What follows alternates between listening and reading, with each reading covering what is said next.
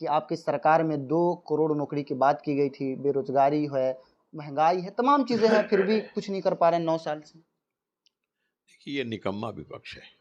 युवा सब चाय बेच रहे हैं, पकौड़ा बेच रहे हैं, इस तरह की स्थिति आनी पड़ी है।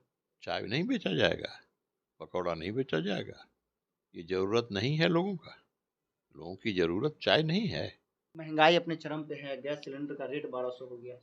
देखिए, महँगाई बढ़ रही है, हम मानते हैं, महँगाई बढ़ रही है जिस क्रम में, तो लोगों की आमदनी बढ़ रही है। नमस्कार, मैं हूं सैफ, आप देख रहे हैं न्यूज़ फॉर सिटीजन। हमारे साथ भारतीय जनता पार्टी के विधायक जो कि आरा से विधायक हैं और अमरेंद्र सर इनका नाम हुआ, हम बात जानने की कोशिश कर रहे हैं कि 3 दिवसीय दौरा पे सम्राट चौधरी भारतीय जनता पार्टी के प्रदेश अध्यक्ष जाते हैं और सीमांचल की धरती पर कहते हैं कि जो बांग्लादेश से आए हुए लोग हैं उनको यहाँ से हम भगाएंगे।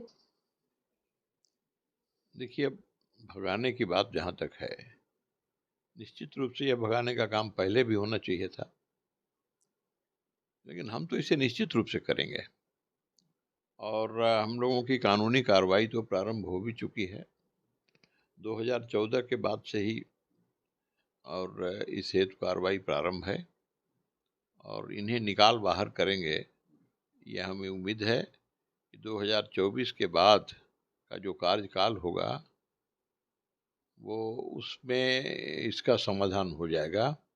और जो विदेशी भारत में आकर के और वो बसे हुए हैं या उस समय के लोगों ने उन्हें बसाया है, उस समय के जो शासन में लोग थे, उन लोगों ने, कांग्रेस के लोगों ने, उन लोगों ने बसाया है, तो उन लोगों को निकाल बाहर जरूर करेंगे हम लोग, उसको तो नहीं छोड़ेंगे। एनआरसी वगैरह लागू होगा फिर से? एनआरसी तो निश्चित रूप से लागू होगा, और एनआरसी की जो लागू करने की प्रक्रिया है वो चल रही है। उसमें कुछ तक कानून में और संशोधन करके और उसको और ठीक तरीके से लागू होने के योग्य बनाया जा रहा है, तो हम वो सब कर रहे हैं।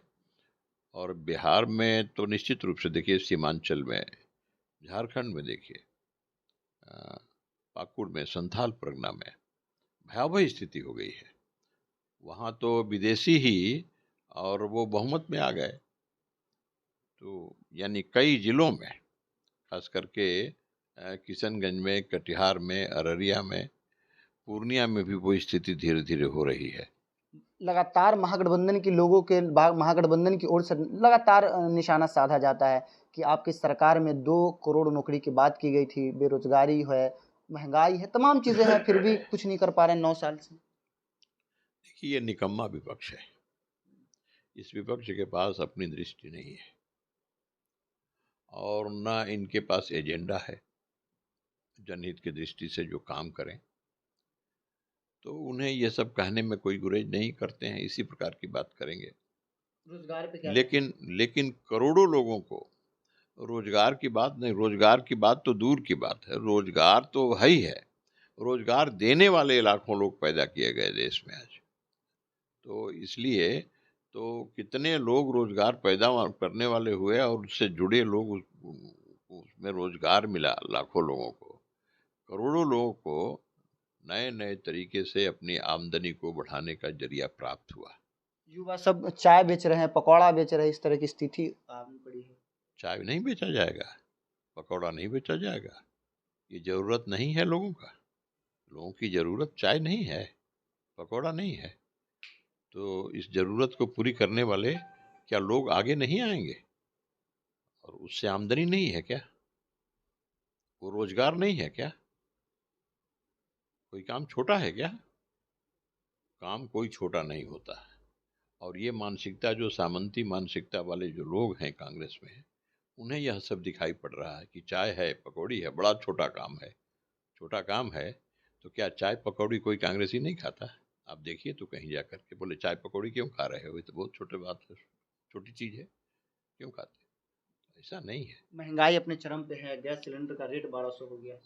देखिए, महंगाई बढ़ रही है, हम मानते हैं, महंगाई बढ़ रही है जिस क्रम में, तो लोगों की आमदनी बढ़ रही है। गरीबी रेखा से जिस अनुपात में लोग नीचे थे, आज गरीबी रेखा से ऊपर लोग आए हैं। गरीबी से ये लड़ाई नरेंद्र मोदी जी की सरकार सीधे लड़ रही है। आप देखिए कि देश में और 80 करोड़ गरीबों को मुफ्त अनाज दिया जा रहा है। ऐसा किसी सरकार ने सोचा था क्या? ऐसा कोई सरकार कर सकती है क्या? पिछले 4 वर्षों से, 3.5 वर्षों से ये हो रहा है और ये सरकार के योजना में शामिल हो गया। अब ये सरकार की अस्थायी योजना हो गई है। जबकि ये कहते थे कि बस ये इलेक्शन आगे खत्म होगा और ये अनाज जो 35 किलो अनाज जो एक परिवार को दिया जा रहा है वो बंद हो जाएगा। नहीं बंद होगा, योजना हो गई है। इनको हिम्मत है।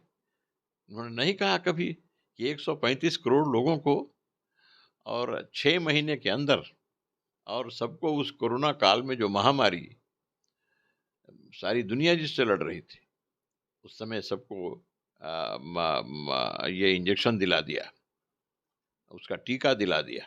महागठबंधन की ओर से लगातार कहा जाता है कि भारतीय जनता पार्टी के राज्य में सबसे ज्यादा अगर कुछ है तो भ्रष्टाचार है। महागठबंधन का भ्रष्टाचार तो सामने दिखाई पड़ रहा है और सारे भ्रष्टाचारी तो महागठबंधन में घुसे हुए हैं। कोई जेल में है, कोई जेल के दरवाजे पर है, कोई जेल से जमानत पर है, कोई जेल में फिर जाने वाला है। फ्रेश तैयारी हो रही है जेल जाने की। तो ऐसे तमाम लोगों की सरकार चल रही है, तो अब इसको क्या कहिएगा? भ्रष्टाचार की बात अब क्या कहने का है? ये तो भ्रष्टाचार के, हम तो कहते हैं कि जैसे ज्वालामुखी के मुंह पर ये जापान है, ठीक उसी प्रकार से भ्रष्टाचार के वल्कनों के और उसके मुंह पर जो है ये बिहार राज्य है। और आज जनता की जो दुर्दशा है वो सारा भ्रष्ट। आप कोई किसी दफ्तर में जाइए, बिना घूस का, बिना पैसा का कोई बात करेगा क्या? बिना घूस और पैसा का कहीं कोई काम हो रहा है क्या? कहीं खड़ा होने लायक भी कोई है जो घूस देने लायक नहीं है कहीं सरकारी दफ्तर में?